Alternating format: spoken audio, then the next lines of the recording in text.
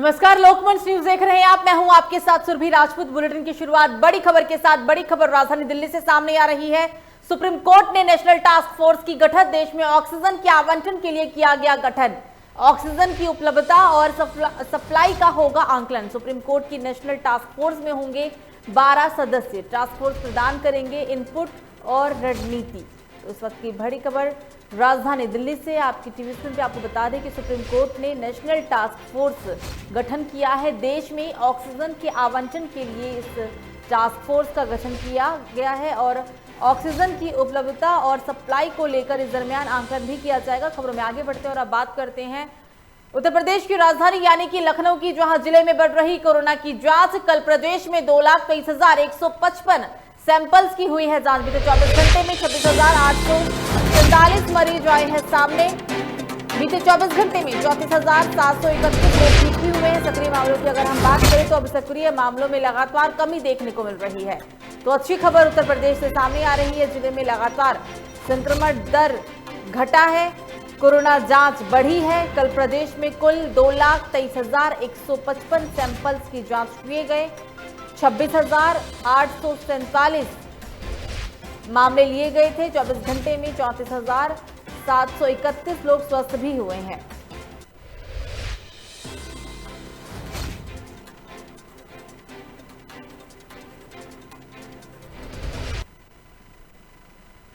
तो खबरों में आगे बढ़ते हैं। एक साल में बीजेपी के 8 विधायकों की हुई मौत। कोरोना से बीजेपी के 8 विधायकों ने गंवाई जान। 17वीं विधानसभा में अब तक 13 सदस्यों का निधन। बीते 15 दिनों में बीजेपी के 4 विधायकों का निधन। सुरेश श्रीवास्तव, रमेशन दिवाकर का भी हुआ निधन। केसर गंगवार और दल बहादुर भी हो चुके हैं कोरोना का शिकार। पिछली लहर में कमल रानी का हुआ था निधन। चेतन चौहान और पारसनाथ यादव का हुआ था निधन।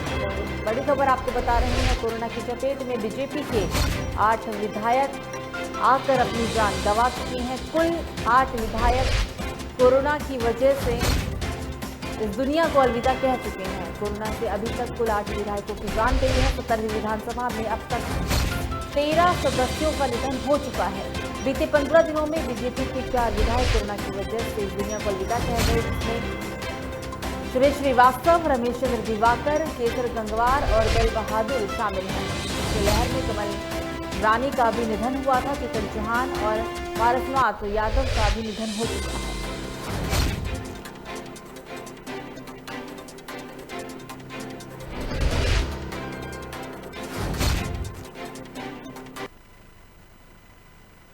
तो अगली बड़ी खबर अमेठी से। सांसद स्मृति ईरानी ने डीएम और सीएमओ के साथ बैठक की है। डीएम और सीएमओ के साथ कोविड पर की गई समीक्षा बैठक। जिले में कोरोना की स्थिति को लेकर हुई चर्चा। जरूरत पड़ने पर बढ़ाए जाएंगे बेड। तो इस वक्त की बड़ी खबर हम आपको अमेठी से बता रही हैं, जहां अमेठी में स्मृति ईरानी ने डीएम और सीएमओ के साथ एक समीक्षा बैठक की।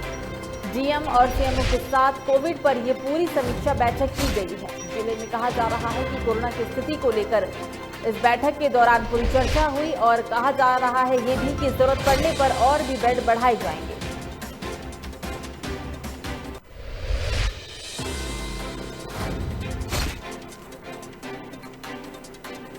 तो समीक्षा बैठक की गई है। बढ़ते संक्रमण की रफ्तार को देखते हुए सांसद स्मृति ईरानी ने डीएम और सीएमओ के साथ ये बैठक की है। डीएम और सीएमओ के साथ कोविड पर बैठक में पूरी चर्चा की गई है। जिले में कोरोना की स्थिति को लेकर इस बैठक में चर्चा हुई। जरूरत पड़ने पर और बेड बढ़ाए जाएंगे।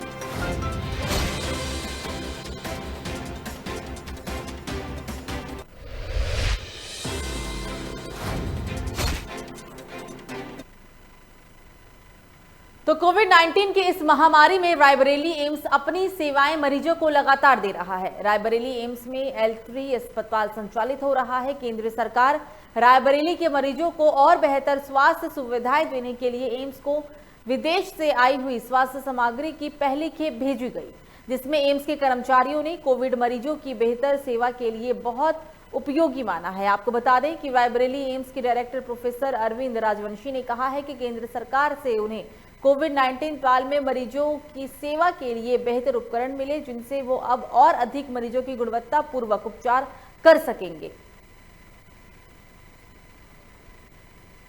तो रायबरेली की हम आपको ये तस्वीर दिखा रहे हैं। रायबरेली एम्स में L3 अस्पताल संचालित किया जा रहा है। केंद्र सरकार रायबरेली के मरीजों को और बेहतर स्वास्थ्य सुविधाएं देने के लिए स्वास्थ्य सामग्री की पहली खेप रायबरेली पहुंच चुकी है। तो एक और बड़ी खबर राजधानी लखनऊ से 5G नेटवर्क को लेकर फैलाई जा रही अफवाह को लेकर एडीजी ने दिए निर्देश। अफवाह फैलाने वालों पर पुलिस करे कार्रवाई। पुलिस कप्तान और पुलिस आयुक्त को कार्रवाई करने के दिए गए आदेश। अफवाह को लेकर एडीजी ने दिशा निर्देश दिए हैं। अफवाह फैलाने वालों पर पुलिस कार्रवाई करे। पुलिस कप्तान और पुलिस आयुक्त को कार्रवाई करने का एडीजी के द्वारा आदेश दिया गया। 5G को लेकर जो अफवाह फैलाई जा रही है, उस अफवाह को लेकर पुलिस को कार्रवाई करने के आदेश एडीजी ने दिए हैं।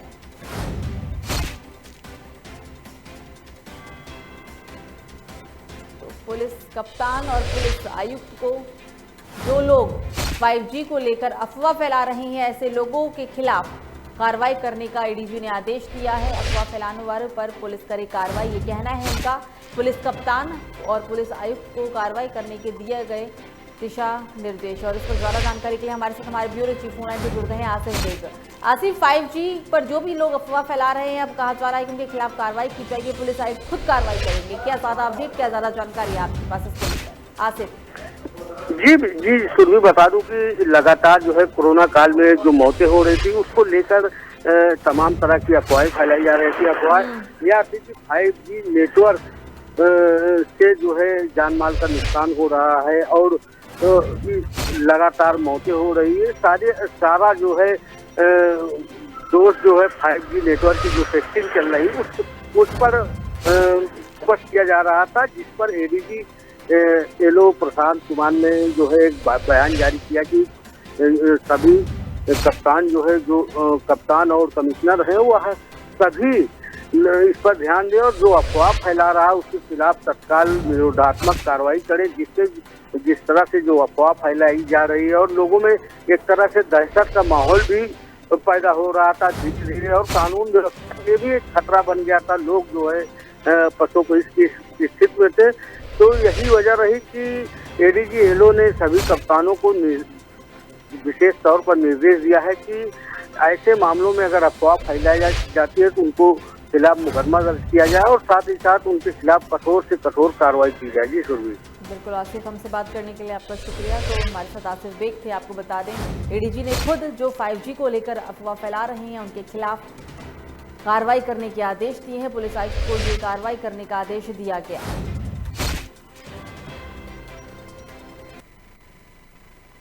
तो खबरों में आगे बढ़ती हैं और एक और बड़ी खबर राजधानी लखनऊ से सामने आ रही है। स्वास्थ्य महकमे की लापरवाही आए सामने। बिना वैक्सीन लगाए भेज दिया गया वैक्सीनेशन का प्रमाण पत्र। श्री वर्मा को अपने माता पिता का कराया था रजिस्ट्रेशन, वैक्सीन के बिना ही भेजा गया उन्हें प्रमाण पत्र। तो इसकी बड़ी और अहम खबर राजधानी लखनऊ से स्वास्थ्य विभाग की बड़ी लापरवाही देखने को मिली है। आपको बता दें कि बिना वैक्सीन लगाए ही प्रमाण पत्र भेज दिया गया।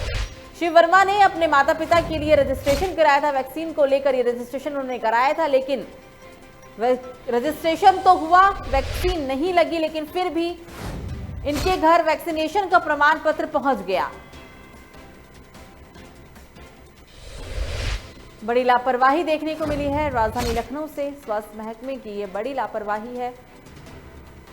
रजिस्ट्रेशन के बाद बिना वैक्सीनेशन के ही युवक के घर पर वैक्सीनेशन का प्रमाण पत्र भेज दिया गया कि व्यक्ति को वैक्सीन लग चुकी है। हम आपको उस वैक्सीनेशन की रिपोर्ट दिखा रहे हैं, वो पर्ची की रिपोर्ट दिखा रहे हैं, जिसमें ये लिखा हुआ है कि वैक्सीन लग चुकी है। हालांकि रजिस्ट्रेशन ही हुआ था अभी और वैक्सीनेशन अभी तक नहीं हुआ था, लेकिन बिना वैक्सीनेशन के ही ये बड़ी लापरवाही देखने को मिली स्वास्थ्य विभाग के द्वारा।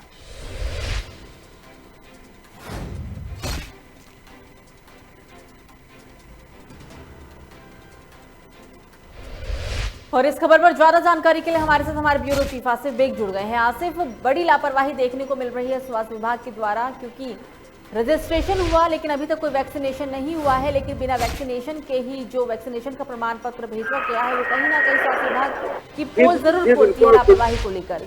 आसिफ जी बिल्कुल, फिर भी बता दूं कि जिस तरह से कोरोना को लेकर संक्रमण बढ़ भी रहा है और लगातार जो है हॉस्पिटल में बेड और ऑक्सीजन की कमी से लोग जूझ रहे हैं, मौत भी लगातार बढ़ रही है। ऐसे में यूपी सीएम योगी आदित्यनाथ ने कोविड वैक्सीनेशन का काम तेजी से लाने का निर्देश दिया है। इससे पहले भी यूपी सीएम निर्देश दे चुके हैं कि जो बेड है, अस्पताल है और जो जरूरी दवाएं हैं उसका जो है वह जो है लोगों तक पहुंचाई जाए, जिससे जो मौतें हो रही हैं वह थम जाए, साथ ही साथ कोरोना संक्रमण पर भी रोक लगे। लेकिन लगातार यूपी सीएम के जो निर्देश है उसको उनके मातहत जो है प्रदेश सरकार में जो अधिकारी हैं वो लगातार मखौल उड़ा रहे हैं। और ताजा मामला सामने आया है कि गोल्ड सिटी में जो है एक व्यक्ति को जो है कोविड वैक्सीन का टीका नहीं लगा हुआ, पहुंचा भी था, जो ग्रुप है वह पहुंचा भी था कोविड वैक्सीन का टीका लगवाने के लिए, लेकिन उसको नहीं लगाया गया और उससे रजिस्ट्रेशन के बाद उसे जो है प्रमाण पत्र भी दे दिया गया। तो कुल मिलाकर यह तो वानगी भर है। इसमें जो है जो स्वास्थ्य विभाग के अधिकारी हैं लगातार लापरवाही कर रहे हैं। लापरवाही आसिफ, ये पहली घटना है इलाके में या इससे पहले भी जो है भुगत रहे हैं। आपको बता दूं सुरभि की जिस तरह से जो है यूपी सीएम के निर्देश मिलने के बाद जो है जो मातहत अधिकारी है काम न करके कागजी खाना पूर्ति करने में जुटे हुए हैं। इससे पहले भी बेड खाली होने का जो पोर्टल पे जारी कर दिया गया और हॉस्पिटल में जो है बेड नहीं दिया जा रहा है। तमाम ऐसी खामियां हैं। आसिफ, क्या आप हमें सुन पा रहे हैं? आसिफ आपसे जानने की कोशिश करेंगे, ये पहली घटना है कि बिना वैक्सीनेशन के ही प्रमाण पत्र भेज दिया गया या फिर इससे पहले भी ऐसी खबरें सामने आ चुकी हैं? जी बिल्कुल सुबह जो यह घटना है पहली घटना प्रकाश में आई है। हालांकि अब इस मामले को तूल पकड़ देख जो है जो अधिकारी हैं, जो जिम्मेदार हैं, वह जांच की बात कह रहे हैं। अब देखने वाली बात तो होगी कि जांच में और भी मामले निकलते हैं या नहीं, या तो बड़ा जो है गंभीर मामला है, क्योंकि जिस तरह से कोविड इंजेक्शन नहीं लगा और उसका प्रमाण पत्र भी दे दिया गया और जो है यह खामी जो है मामूली नहीं है, क्योंकि अब लोगों के मन में और अधिकारी जो जांच करने वाले हैं उनके मन में भी यह शंका पैदा हो गई है कि इससे अधिक लोगों के साथ भी कर सकते हैं और यह एक मखौल है, क्योंकि टीका न लगना और फिर प्रमाण पत्र देना यह बड़ा अपराध भी है, क्योंकि जो है जो स्वास्थ्य महकमे के अधिकारी हैं इससे लोगों की जान भी जोखिम में डाल रहे हैं। बिल्कुल आसिफ, हमसे बात करने के लिए आपका शुक्रिया। तो आपको बता दें कि बिना वैक्सीनेशन के ही युवक के घर प्रमाण पत्र पहुंच गया है। हम आपको तस्वीरों में दिखाया भी। हालांकि ये इलाके में ऐसी पहली घटना कही जा रही है कि रजिस्ट्रेशन तो हुआ लेकिन वैक्सीनेशन के बिना ही प्रमाण पत्र सौंप दिया गया।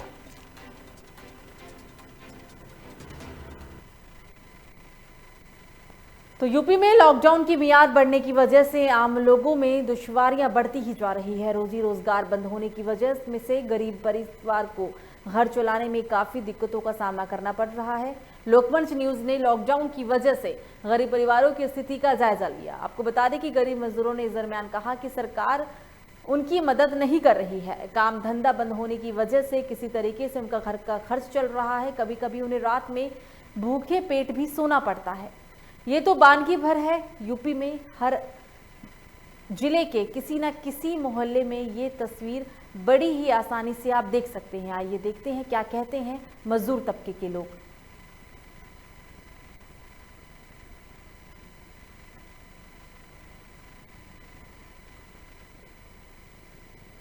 क्या नाम है आपका? संतोष। तो धंधा कैसा चल रहा है? धंधा ये भैया साहब चला था कि मतलब हम लोग अपन बैठ के धूपे में बनावत है और जो बाकी बिक्री बहुत डाउन है। कोनो ग्राहक आवत ना बिक्री होत बा ना कुछ। हम लोग को धंधा पानी बहुत मद्दा चला है। तो परिवार कैसे चला रहे हैं? परिवार ऐसे मतलब केहू दिन भरे में केहू ग्राहक आ जाते हैं ना, अपन खर्चा बर्चा भरे के मिल जात। तो लॉकडाउन के पहले अच्छा धंधा चलता था, परिवार चलता था, मतलब धंधा पानी चल जाता रहा। तो सरकार की तरफ से शासन प्रशासन तरफ से कोई मदद आप लोगों को मिल रही है? तो कोई नहीं मदद मिली। अब आगे चल के देखा जाए मिलेगा मदद की नहीं। तो कुल मिलाकर जिस तरह से लोगों का कहना है कि जो धंधा है वह नहीं चल पा रहा है, रोजगार न चलने की वजह से उन्हें दिक्कत झेलनी पड़ रही है। और भी लोग मौजूद हैं, बात करते हैं। क्या नाम है आपका? केसो। तो क्या धंधा कैसा चल रहा है लॉकडाउन में? लॉकडाउन में बैठल हैं जा का करा जाए, कोनो धंधे न चलत है, एकदम सनासन है, कोनो आदमी न आवत हो तो सौदा कैसे बिके, काम कैसे करा जाए। तो भोजन की व्यवस्था हो जा रही है? अब थोड़ा बहुत कल मिला रहा, आज तो कुछ नहीं मिला, भूखा रहना पड़ रहा आप लोगों को। का करा जाए। हाँ भाई, जब बात सफा बतावत हैं, कल खुदे हम लोग के लाई के दिए रहे, उपवास करना पड़ रहा है आप लोगों हाँ हाँ। को। तो क्या मांग करना चाहेंगे सरकार से, किस तरह हो मदद? अब मदद करें लोगन का, खाना पीना यही न दी है और का दी है। तो क्या भूखा भी सोना पड़ता है आप लोग? कबो कबो, कभी कभी हाँ हाँ, धंधा नहीं हुआ तो कहीं भी धंधा ना भय तो सोई गए। तो जिस तरह से धंधा आप लोगों को बंद है और क्या कहना चाहेंगे कि क्या परिवार चलाना जो है मुश्किल हो रहा है?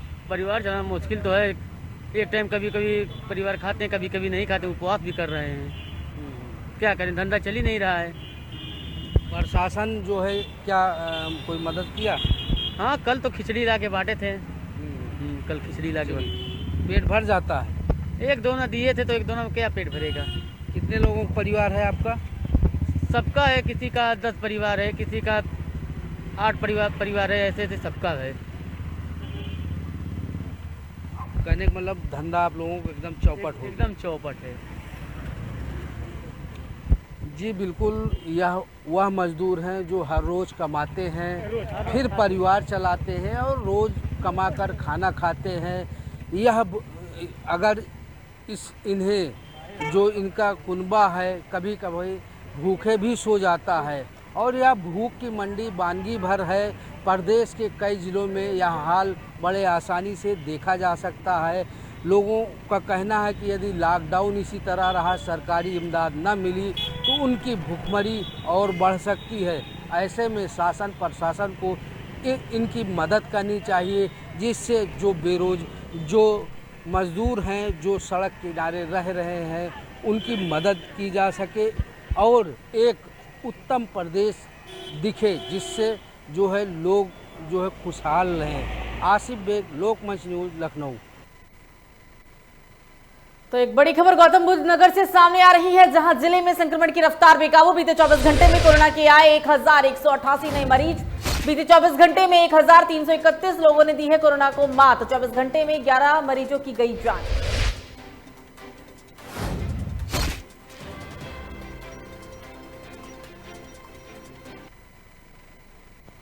तो खबर अमेठी से, जहां उप जिलाधिकारी संजीव कुमार मौर्य ने आवश्यक दवाओं और अन्य उपकरणों की कालाबाजारी को लेकर सामुदायिक स्वास्थ्य केंद्र गौरीगंज के सामने शैलेश मेडिकल स्टोर पर छापेमार कार्रवाई की, जिसमें जांच के दौरान पता चला कि मेडिकल स्टोर से मरीजों को ऑक्सीजन रेगुलेटर के 7 से 10 हजार रुपए लेकर सुल्तानपुर के ओम एजेंसी के माध्यम से बेचा जा रहा था, जबकि ऑक्सीजन रेगुलेटर की कीमत असल में सिर्फ 1000 रुपए ही है। इसके भांडाफोड़ में सुल्तानपुर कोतवाली में आम एजेंसी के विरुद्ध मुकदमा पंजीकृत करा दिया गया।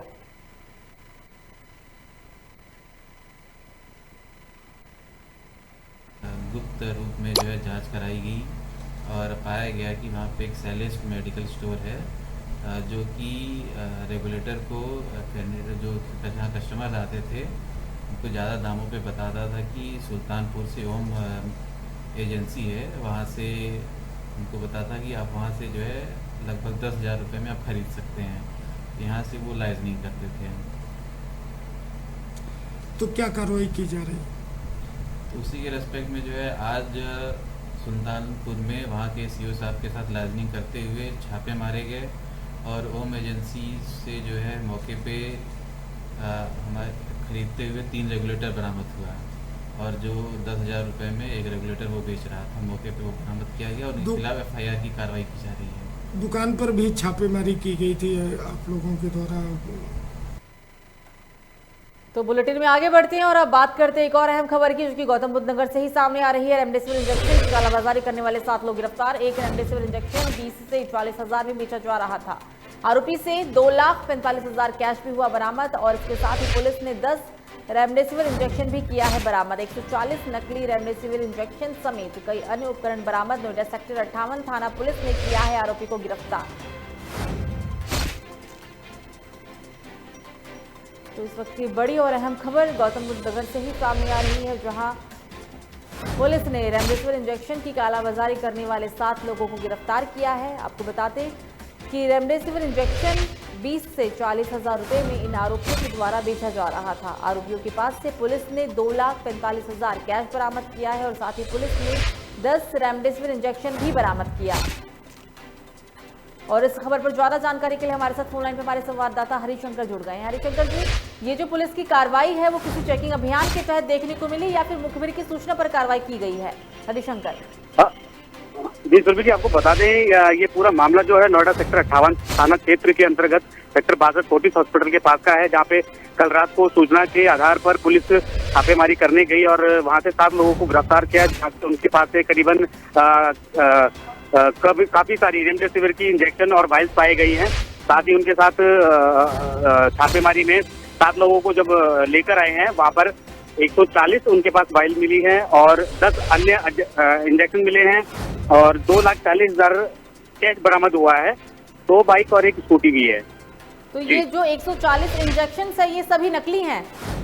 जी बिल्कुल नकली वाइल्स हैं। इसमें ये निमोनिया की इंजेक्शन, निमोनिया की वाइल्स पर ये रेमडेसिविर के लेवल लगा करके बेचा करते थे, जो कि 20 से 40,000 का ये सेल करते थे। बिल्कुल, हमसे बात करने के लिए हरिशंकर आपका शुक्रिया। तो ये थे हमारे साथ संवाददाता। आपको बता दें कि छापेमार कार्रवाई के दौरान पुलिस को ये बड़ी सफलता हाथ लगी है। हालांकि जो 140 इंजेक्शन पुलिस ने बरामद किए हैं वो सभी नकली हैं।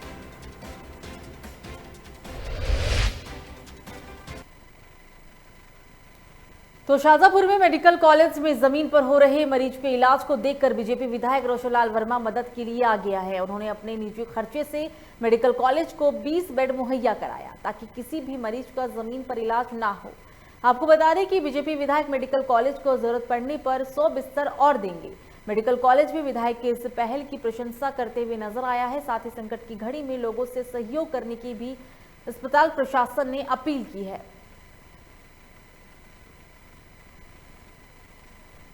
देखिए, ये कोरोना जैसी बीमारी महामारी है, ये जानलेवा बीमारी है। मुझे जानकारी हुई कि हमारे मेडिकल कॉलेज में, जिला चिकित्सालय में कुछ बेडों की बहुत ज़्यादा आवश्यकता है, ज़रूरत है। मरीज बेचारे भर्ती नहीं हो पा रहे, मरीज ज़मीनों पर लेटे हुए हैं। तो मैंने अभी प्रिंसिपल साहब से बात की, अभी मैंने 20 बेड यहाँ पर उपलब्ध कराए और जितने भी बेड ज़रूरत होंगे, जितने ज़रूरत हों, 10, 20, 50, 100, 200 जैसे ये डिमांड करते रहेंगे, मैं अपनी निजी पैसे से, निजी व्यय पर मैं मरीजों के, अपने जनपद की जनता की सुविधा के लिए, जो मरीज हमारे परेशान हैं।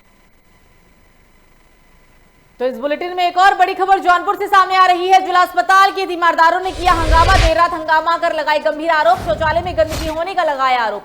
मरीज से ना मिलने देने का भी लगाया गया है आरोप। सीएमएस ने समझाकर मामला कराया शांत। शहर कोतवाली के L2 अस्पताल का पूरा मामला।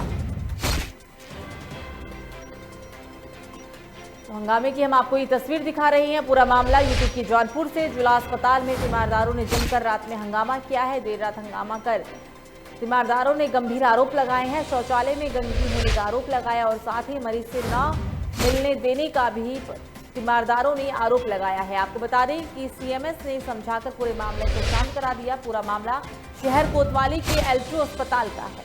बिजनौर के L2 अस्पताल की हम आपको ये तस्वीर दिखा रहे हैं।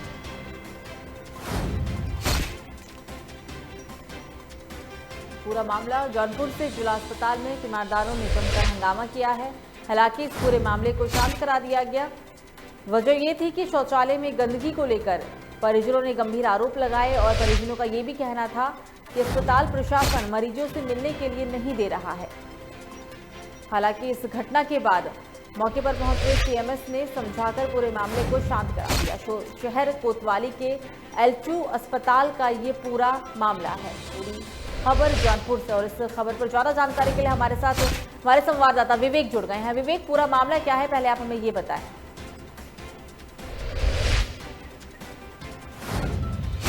विवेक, क्या आपको हमारी आवाज आ रही है? और जी बिल्कुल आपको बता दो जौनपुर के जो है जिला अस्पताल का पूरा मामला, जहाँ पे L2 हॉस्पिटल है कोविड जो बनाया गया है, जहाँ बीती रात सेमीदारों ने हंगामा किया। उनका आरोप है कि शौचालय में गंदगी फैली। इससे पहले भी जौनपुर जिला अस्पताल में भी हंगामा की खबर सामने आई थी, इलाज के अभाव में जो जमकर हंगामा किया गया। और मीडिया खबर आने के बाद जो है जिलाधिकारी ने मामले को संज्ञान लिया है, जो है इस तरह से जो है पूरे मामले को निस्तारण करने की बात कही थी। मतलब ये कोई पहली बार नहीं है जो इस तरीके से अस्पताल में हंगामे की खबर सामने आई है, जैसा कि अभी आपने बताया कि इससे पहले भी ऐसे हंगामे देखने को मिले हैं। बिल्कुल, जो मरीज के तबीदारों ने इससे पहले इलाज के अभाव में आरोप लगाया था, लेकिन जिस तरह से जो जिला अस्पताल में कोविड हॉस्पिटल बनाए गए हैं, जो है मरीजों के परिजनों का आरोप उनसे मिलने नहीं दिया जा रहा है। फिलहाल जो है जिलाधिकारी ने जो कहा कोविड के मरीजों को जो है भर्ती कराया। फिलहाल जिस तरह से जो है गंदगी की बात सामने आ रही है, उसको जो है पूरा तरह से निस्तारण किया जाएगा। ठीक, बिल्कुल बिल्कुल बिल्कुल। विवेक, हमसे बात करने के लिए आपका शुक्रिया।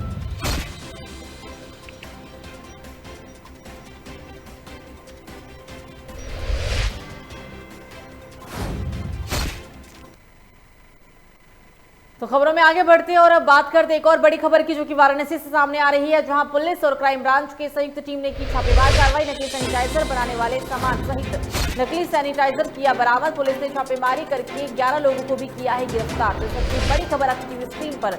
वाराणसी से पुलिस और क्राइम ब्रांच की संयुक्त टीम ने छापेमारी की है और इस छापेमारी के दौरान नकली सैनिटाइजर बनाने वाले सभी सामान को बरामद किया गया है।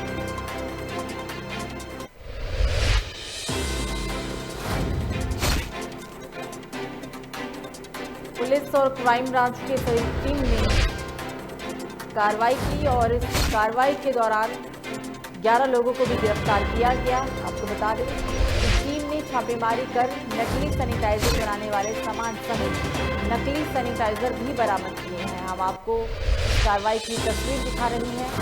छापेमार कार्रवाई के दौरान पुलिस को ये बड़ी सफलता हाथ लगी है। पूरा मामला उत्तर प्रदेश के वाराणसी से। आप तस्वीरों में जो सैनिटाइजर को देख रही हैं वो सभी सैनिटाइजर नकली हैं। और इस खबर पर ज्यादा जानकारी के लिए हमारे साथ धर्मेंद्र जुड़ रहे हैं फोन लाइन पे। धर्मेंद्र, पूरा मामला क्या है? और क्योंकि छापेमारी की कार्रवाई की गई और बड़ी सफलता भी हाथ लगी है, जैसा कि तस्वीरों में देखा जा रहा है, क्या कार्रवाई की गई है फिलहाल और ज्यादा अपडेट बताएं आप धर्मेंद्र। सुधी वाराणसी में लगातार नकली दवाओं, नकली सैनिटाइजर व तमाम बातों को लेकर प्रशासन के संज्ञान में मामला चला था, जिसके तहत वाराणसी में कमिश्नर के द्वारा काफी लंबी सूचना मिलने के बाद चेकिंग की गई, जिसके तहत एक लिखित सूचना पे वाराणसी के सिगा थाना क्षेत्र के सोनिया चौकी अंतर्गत छापेमारी हुई, जिसमें नकली सैनिटाइजर बनाने वाले कंपनी का भंडाफोड़ हुआ। बिल्कुल, मतलब सूचना के आधार पर कार्रवाई हुई है। धर्मेंद्र, हमसे बात करने के लिए आपका शुक्रिया।